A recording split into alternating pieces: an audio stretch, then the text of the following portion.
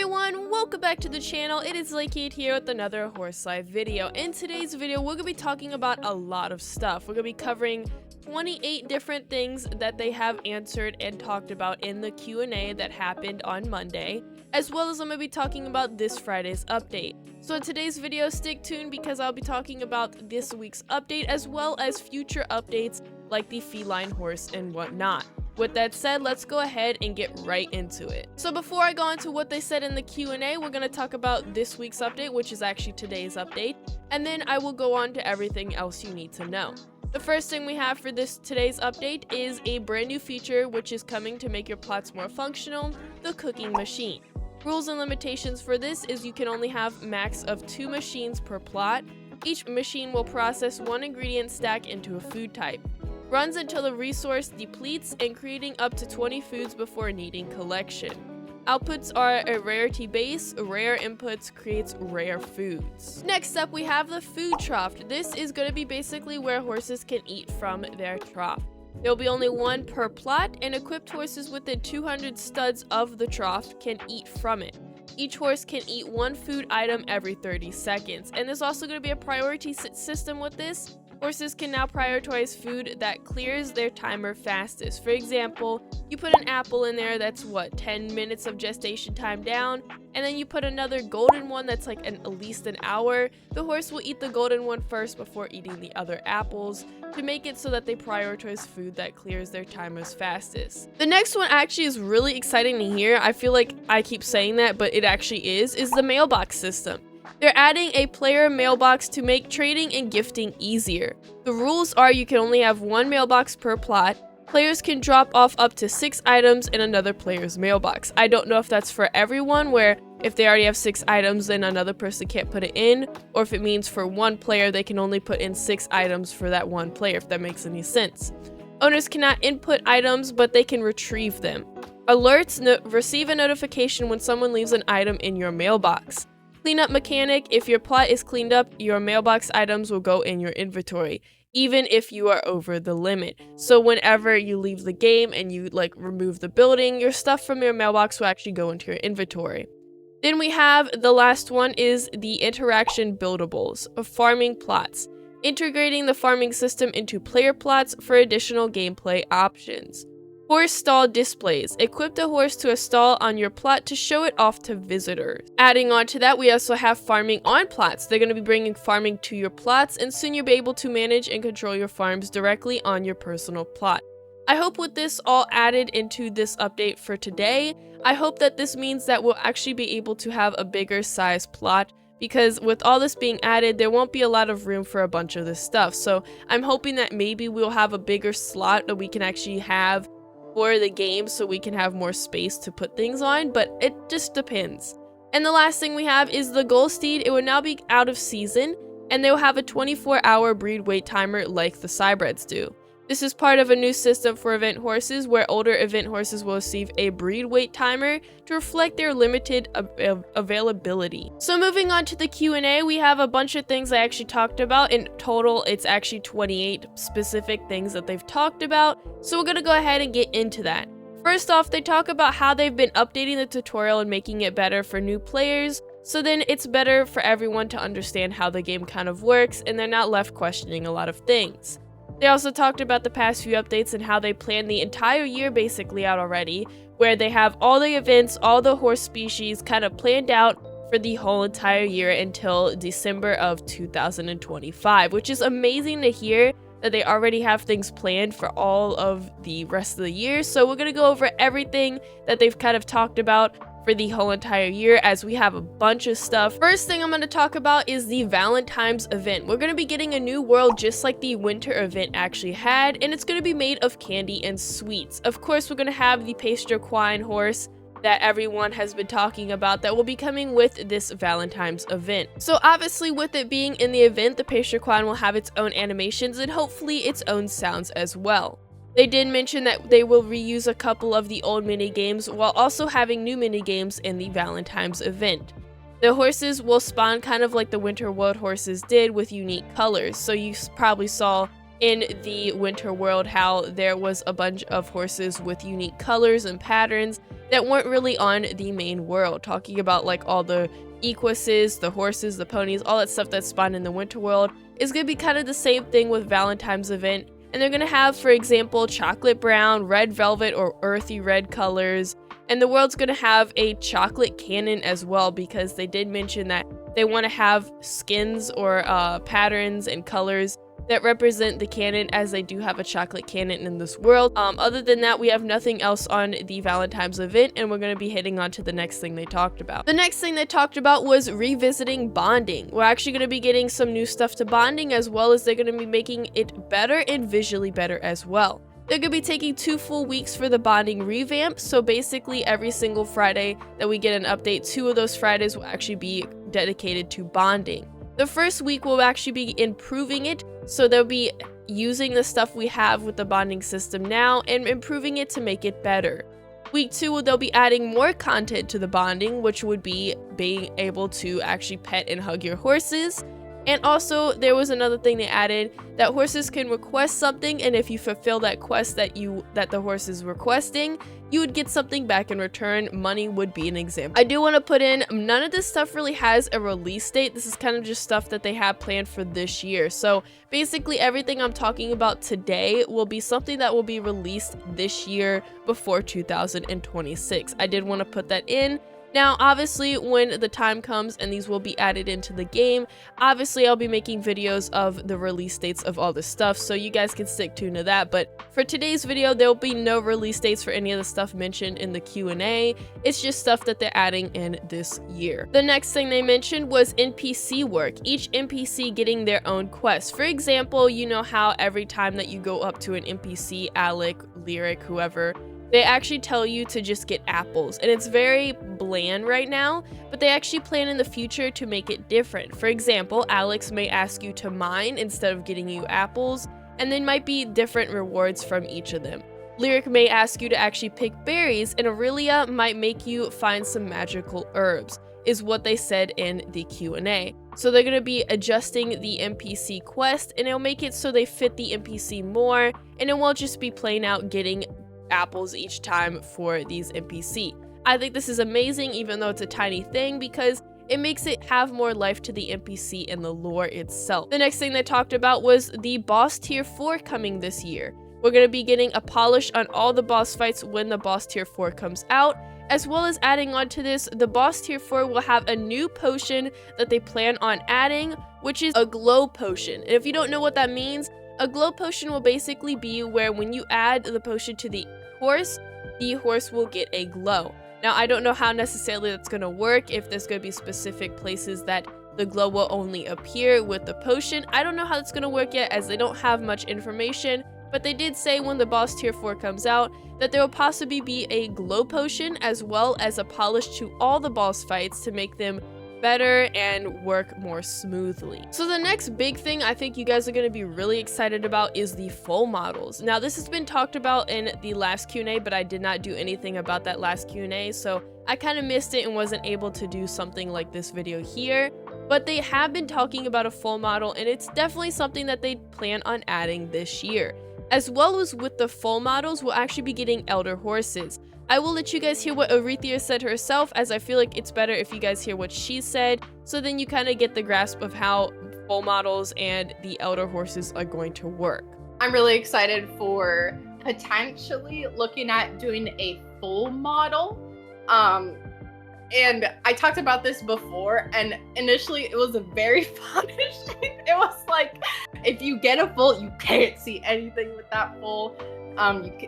You have to deal with the Foal until it grows. But now, how we want to do it is, there is a Foal model, but you can still read everything it has. So if it has all of its stats, and you're like, okay, yes, I wanted this trait, and that trait, so I'm gonna keep this Foal. You can still read all that. It's just going to have like a cute little baby Foal model. And then based on the species of your Foal, like if it's a Kelpie Foal, it might have little fins on it.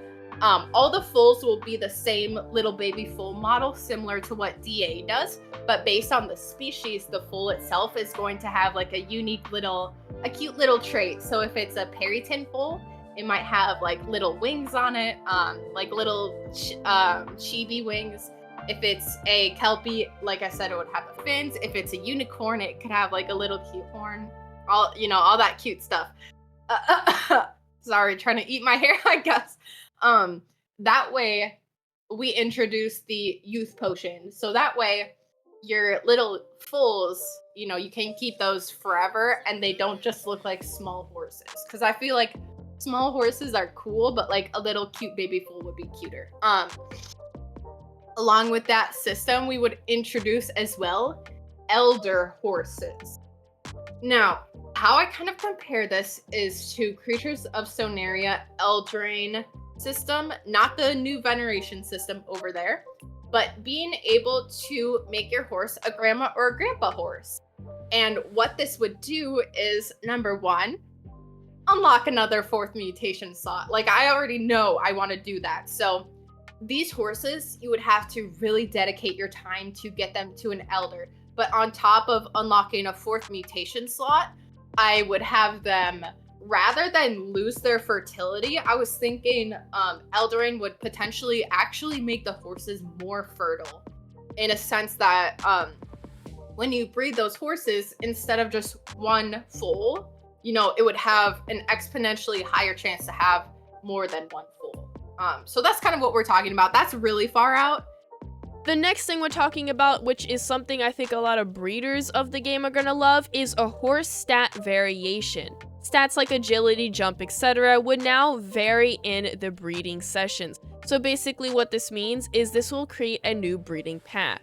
Not only will you be able to breed colors and cosmetics for your breeding projects, but now you can actually do the stats as well. So depending on the horse that you get depends on the stats. So for example, I'm gonna throw it out here.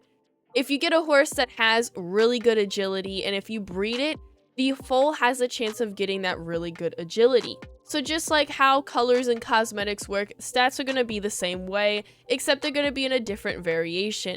And depending on the horse's parents and depending on the species, I think will also depend on how the stats work. I'm very excited for this one because I feel like this is going to give a whole perspective of the breeding, and it's going to make people want to breed for stats even more.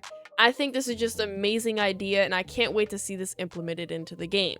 The next thing, which is the biggest and I think the most important part of this video because everyone wants to know, is the Kieran's release date is finally kind of announced. It is definitely coming this year, and they didn't really say the specific date, but we kind of already know the date from the emojis, as before she talked about the Kieran release date, she actually talked about how the horse species and their emojis in the Discord event are very straightforward to the horse's species itself or event. And if you haven't looked at the Discord events, then you will see that there are emojis next to the new species. And there is one in particular that has a dragon and a deer emoji. And if we're going to be specific here, the event actually says May 23rd on a Friday of this year. I'm really excited because I'm pretty sure that that means that this is the official Kieran release date. Now, this may vary and change through the month of May. They might make it another Friday in May or something, but I definitely think that the Kieran is coming in May, and specifically May 23rd if they do not change it. I'm really excited because we haven't had the Kieran in forever, and we're finally getting the Kieran. Now, one thing about the Kieran is they did say they were going to chop or possibly chop the tail off of the Kieran, and instead they'll just have different types of tails for the Kieran instead. This doesn't mean he's not going to have a long tail. He's still going to have a long tail. They're just going to have different variations of tails that you can actually choose from, and the reason why is because they were having issues with the tail, and it was just kind of having the patterns look strange and they were clipping through, so they kind of want to make it so that it's not like that. So they're probably just going to have different tail types, and they're going to be long. Don't worry, they're not going to have just short tails. Now obviously the Kieran probably will have some short tails, but as you know, we're probably going to be getting different tail types that are long as well. The next thing we're talking about that they talked about in the Q&A is the mini and big events. We're actually going to be getting mini and big events this year, and what mini events are is basically events that they make up. The big events are going to be Halloween, Christmas, Easter, Valentine, stuff like that. we're going to have mini events as well in between of those events. Mini events will most likely not have a species though, as they did say that the mini events will just have small activities and free stuff and accessories and items, but it's unlikely that any of them will actually have a species come with it. There might be a chance that one day there will be a mini event with the species coming, but it's very rare to see that. Big events will always have a species though, like Christmas, Halloween, etc., but the mini events will not actually have that. So another thing they talked about in the Q&A, which isn't really a big thing, but I wanted to talk about it because I want you guys to know they're doing something about this. As you probably know, there's a bunch of people that like to create accounts, Bacon here specifically, and basically cheat their way through the game and get free stuff and get exclusive stuff and then give it to their account or give the money to their account. And what they're doing is that when they find these accounts, they're actually banning anyone who's doing it. So every day they will be banning more and more of these Bacon accounts and also the people that are connected to those accounts. Now, this is a huge thing because it's a very big problem in Roblox right now that people are doing, and they're actually doing something about it. So I wanted to add this in as I feel like this is amazing that they're actually going to be doing it.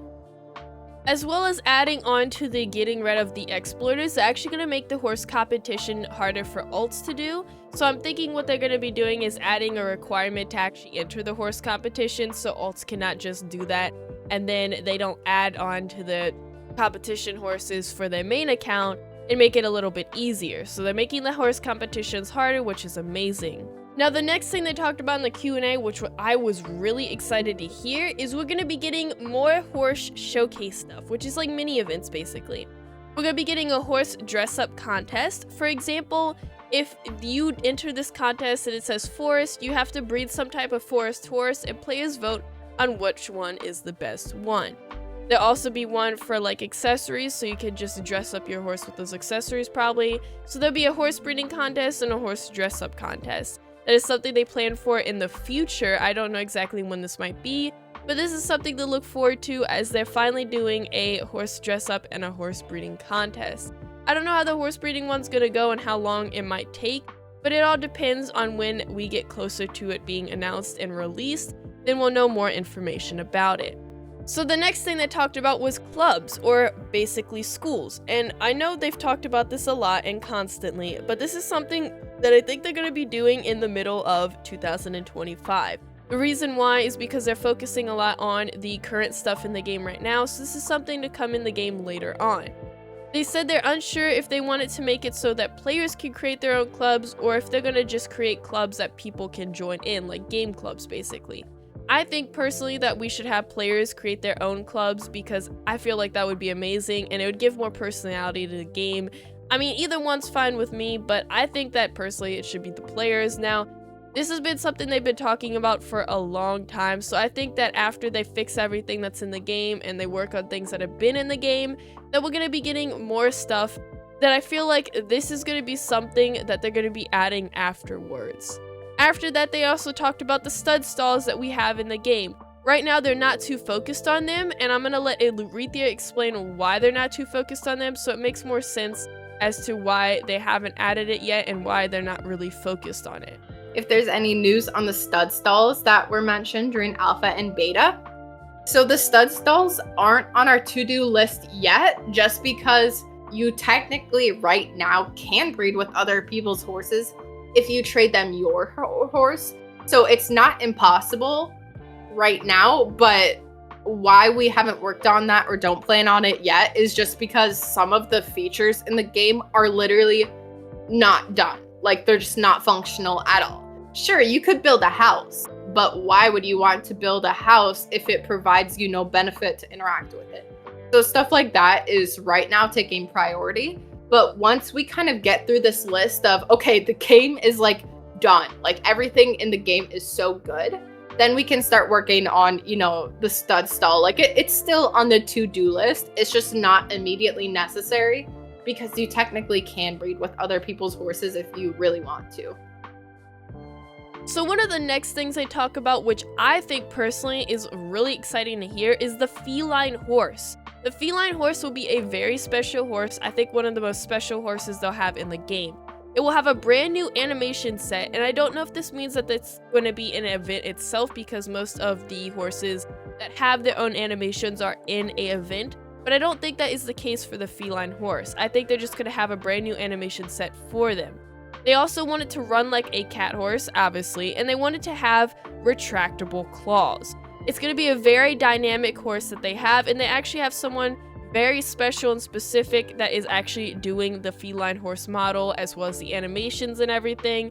So I feel like the feline horse will be the most dynamic horse we'll have in the game for a very long time, from how they kind of talked about it and how they kind of view the feline horse. I'm really excited though that they're actually doing stuff like that, and the retractable claws is going to be super cool to see on the model. I hope they go through with it and it's not just something they say and then later on scrapped, because this would be perfect for the feline horse. So one of the last things they talk about is the next Halloween event. If you didn't get the Goldsteed license, you'll be able to gain it again, but you have to actually complete the event 100% to unlock the Goldsteed breeding license. So that will be something that you can actually do if you did miss the last Halloween event and you didn't get the license and you want to get it again, but you have to complete the event 100%. Now, with this, that actually means that all the events that we've had so far, for example, the Christmas or the winter event we had, this will be probably the same for the Moose's breeding license. You'll probably have to do the event 100% to do that as well. So keep that in mind if you are looking to get those breeding licenses this year, because you're going to have to be doing a lot of work to get them. The next one we have is the Celestial. Now this one, they actually talked a lot about, and this is after the Valentine's event, so it's actually pretty close to the next updates. This is going to basically focus on late game horses, and they said basically how you're going to be able to obtain the Celestials is you have to sacrifice your own horses that are good in-game horses. For example, really beautiful horses with glow mutations, stuff like that, will be only available to being sacrificed to get another Celestial. So basically, you sacrifice a really good horse and you have a chance of getting the Celestial, which I think is pretty cool. It's going to be very difficult to do, but it's something that's actually pretty cool and a new mechanic in a way to get the new species. Now this might change and alter as they go on and figure out what they actually want to do, but this is something that they said they want to try doing, is sacrificing your horses that are good in-game horses to get a chance of having the Celestial. So that's something to look forward to and kind of prepare for everybody that wants to get the Celestials. Now the next one is the Prehistoric Dino Horse. Now if you haven't seen my last videos, I did talk about all the horse species coming this year, so you guys can kind of check that out if you want to just kind of get more specifics on it. But they did say that this horse will actually focus on logging into the game and exploration. Now, they didn't necessarily say anything about fossils, but when they said exploration, it kind of clicked to me that there's possibly going to be a new mechanic to earning these prehistoric dinosaur horses, which would be the fossils. So you'd have to go around probably collecting fossils and exploring the map to find these fossils to unlock the dino horse. That is my best bet and best guess of how the prehistoric horse is going to actually be implemented into the game. They also said that they're going to try focusing on both herbivore and carnivore dinosaurs, not just one or the other for the horse. So if you guys thought that it was going to lean more into the herbivore side for the horse species itself and its looks and its traits, they said they're going to try doing both. They don't know if that's for sure, if what they're going to do, as they're still planning the prehistoric horse. But they did say that they want to try putting herbivores and carnivores in a mix of that one species. Now, I should have added this with the Kieran, but I did not and I forgot, so I'm going to just add it now. We're going to be getting dungeons with the Kieran, which are going to be similar to the boss fights in a sense. I've talked about dungeons before on this channel, and I've talked about how they're going to be implemented into the game. But Kirins are going to have a new system with dungeons when they come into the game, and it's going to be a new mechanic to unlocking the Kirins. Dungeons are going to be like an alternate universe, basically, where you can teleport to it, and it will have different stuff there. Now, I'm not sure what's going to be in the dungeon, as they've been switching things around, of talking about things and then changing it, so I don't know specifically what's going to be in the dungeon or how you unlock Kirins in the dungeon, but I do know that Kirins are going to introduce the new mechanic of dungeons. The next thing I wanted to talk about is the flying races that they mentioned. They're definitely wanting to add flying races eventually to the game, and also they're going to be doing a revamp of the market realm. I'm gonna let Alethea explain the revamp of the market realm, as I feel like it's much easier for you guys to hear what she has to say. We're one of the weeks in the future, we have plans to focus on the auction world, because it's like, what happens when I auction the coolest horse ever and nobody even like bids on it? Like, I literally auctioned like a custom hybrid and like some random like SpongeBob bought it, and I was like, what? Like, I can't believe nobody bought that. So we're going to spend a week to make the auction system better and the trade world better. So we literally have a whole week crossed off for that. It will be focused on the market realm, making auctions better. So like, say you want a ghoul steed, you could set an alert for yourself when a ghoul steed is posted in an auction, and it would be like, Alethea, a ghoul steed is posted, like, let's go check this out. And I would be like, okay, yes, like, let's go see. And then also, I don't know if some of you OG guys remember, but when people would just like go and sit in the stands and like just watch the horses, I thought that was so cute. So I want people to go in the stands again. So if you go in the stands, it would automatically bring up the auction UX for you. That way people actually go and like auction again like they used to. We want auctions to be longer and be more exciting. Similar to DA auctions, but a little bit more like, oh my gosh, this is so cool. Like, go check out the auction, because like people mostly interact with the market stalls, and auctions are supposed to feel a little bit faster paced. Maybe more exclusive horses are, you know, like there's some kind of bracket before you can auction a horse. That way, you know, we're actually seeing those cooler horses. I don't know how that's gonna work. I don't know if that's possible, but I just want auctions to be cooler and the market realm to be a little bit more finished. Market stalls will be more spaced out, yes. And with the polish, we might do the separate stands so you can make your stands stand out from other people. Crafting. Lasso crafting is basically going to be where you could craft lassos instead of having to buy them. This is something I don't know exactly when they're going to be adding in, but I feel like this is going to be close to the present day. I feel like after they add a bunch of stuff to the stuff we have in the game now and they start adding new stuff, lasso crafting will definitely be along with that. That is everything she talked about in today's Q&A. This actually happened on Monday and I just haven't had the time to record or edit or anything until Friday. So I hope you guys enjoyed today's video, and I hope that this was a very informative for all of you watching. Now, if you have any of your own questions, let me know in the comments below. I'll be sure to try answering them. Or if you have any suggestions yourself for the game, you can also do that as well. I will do these every single month, every time I'm able to catch her Q&As. So be sure to stick tuned and like and subscribe, because I will be doing videos like this in the upcoming months as well as the game progresses. With that said, I hope you enjoyed, and I'll see you in the next one. Bye!